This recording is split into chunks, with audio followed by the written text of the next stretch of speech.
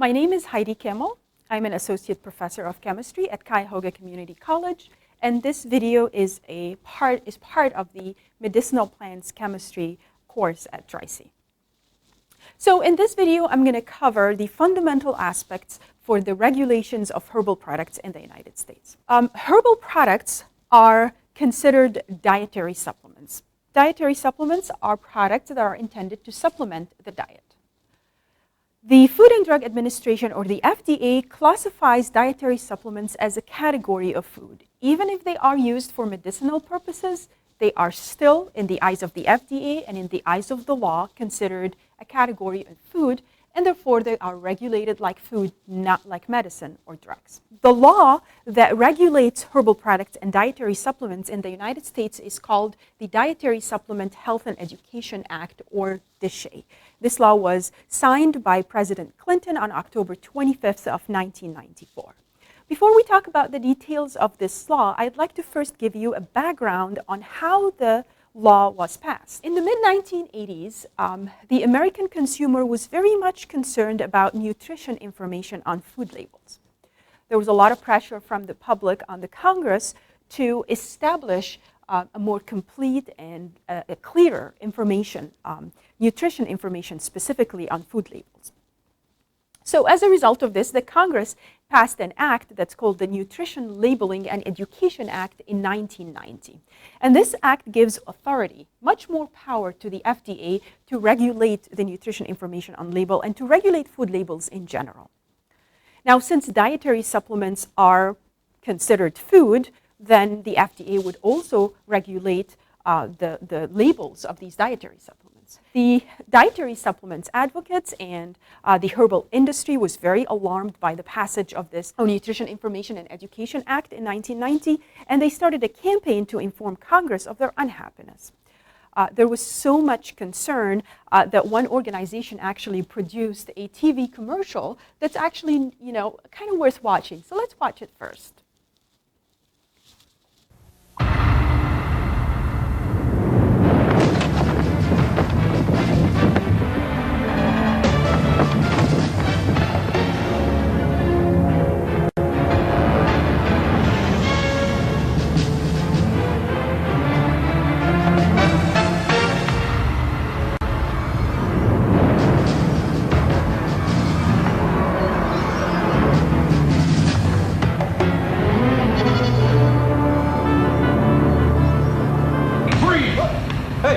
Guys, it's only vitamins.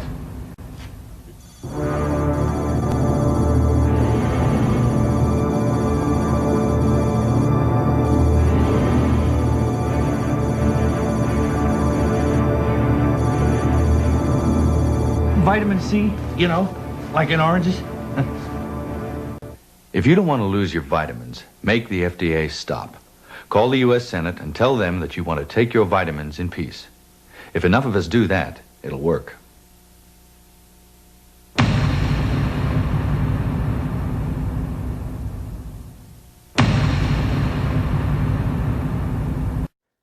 So as you saw in the video here, the actor Mel Gibson is being arrested and handcuffed by police because he has vitamin C in his home. The organization pleased the public to speak up and send mail to their Congress about this. According to Dr. Iwang, the author of your textbook, Tyler's Herb of Choice, he says more protest mail was received by members of the U.S. Congress on this matter than any other issue since the Vietnam War. So what was the response of Congress? To pass the Dietary Supplement Health and Education Act in October of 1990. The DSHEA was actually very thorough. It started by defining what a dietary supplement is, and according to DSHEA, a dietary supplement is any product, except for tobacco, that is intended to supplement the diet and which contains or bears one of the following ingredients. This could be a vitamin, a mineral, a herb, a botanical, it could be an extract or a metabolite or a concentrate or any combination of all of these ingredients. In addition to that, a dietary supplement must be presented in one of these forms. It could be a gel or a tablet or a capsule or a liquid form. So pretty much the form of a medicine, even though it's not used as a medicine. It should not be represented for use as conventional food or as a sole item of a meal or a diet, and it should not be approved or authorized for investigation as a new drug, unless it was marketed prior to the passage of this act in 1994 as a food or as a dietary supplement before such approval or authorization. The DSHEA requires specific rules to be followed by the manufacturer. So if the ingredients of the dietary supplements were marketed in the United States prior to 1994 when the act was passed, then the manufacturers do not need to receive FDA approval before marketing. They just need to notify the FDA of the product. If the ingredients of the supplements, however, were not marketed prior to 1994, then these ingredients are considered new dietary ingredients, or NDI, and the manufacturers require to provide reasonable evidence or reasonable expectations of safety to the FDA. And it's up to the manufacturer what they present to the FDA in terms of these requirements. Labeling was a big part of the DSHEA. And one of the most important effects of the DSHEA is allowing manufacturers to make health-promoting claims on the label. They're not allowed to make therapeutic claims. That is, they're not allowed to say that this product can treat or cure or diagnose a specific disease, but they can make claims that related to promoting the health of the individual. What does that mean?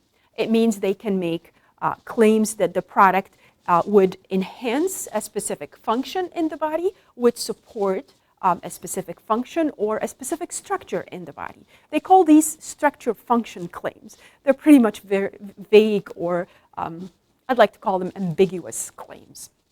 So a structure function claim is a statement that describes the product's role in affecting or maintaining structure or functions in the body. In addition, all dietary supplements must have this statement. This statement has not been evaluated by the Food and Drug Administration. This product is not intended to diagnose, treat, cure, or prevent any disease. Let's take a look at an example shown here on this slide.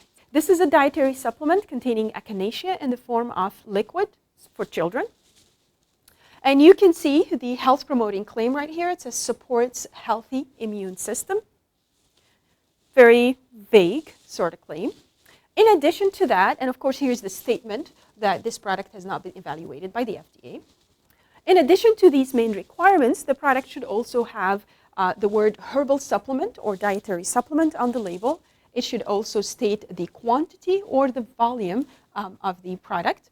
And inside the supplements fact box, there should also be a list of the ingredients in this product. So in this example, you have Echinacea angustifolia root, this is the Latin name of the botanical or the plant, and root is the part of the plant that is being used. Echinacea purpurea is the other ingredient. This is another species of Echinacea, and it's the herb root part of the plant that is used in this product. Okay, in addition to the labeling requirement, the DSHEA also indicated to the manufacturers that they need to provide literature to the consumer. These literatures are always available to the consumer. They're not attached to the product, but they're supposed to be available. So if you go to a health store or a drugstore and you buy a dietary supplement, you can always ask for these literature. Because supplements aren't considered drugs, they are placed in the category of food, they do not go through all the safety and efficacy requirements that typical drug or typical medicine would go through. For example, it's not just that there is no required safety assessment of the product by the FDA. There's also no pre-market approval required for the claims. So as long as the claim is simply a structure function claim, very vague, very ambiguous claim, that's fine. There's no pre-market safety or efficacy assessment that is required, no toxicological studies, no clinical trials like a typical medicine would go through. Under the DSHEA, however, the FDA has the burden of proving a product is unsafe before it can be removed from the market or before it can prevent its sale. The FDA has a website that the consumer can provide any complaints or any side effects, can report any side effects associated with a particular product. Once the FDA receives a substantial amount of those and has some information, then it can go after the product and it prevents its sale. This happened in a few situations before. Later in 2007, the FDA published a current good manufacturing practice requirement for all dietary supplements, very similar to food. These good manufacturing practices applies to the manufacturing, packaging, labeling, or holding operations for dietary supplements in the Federal Register.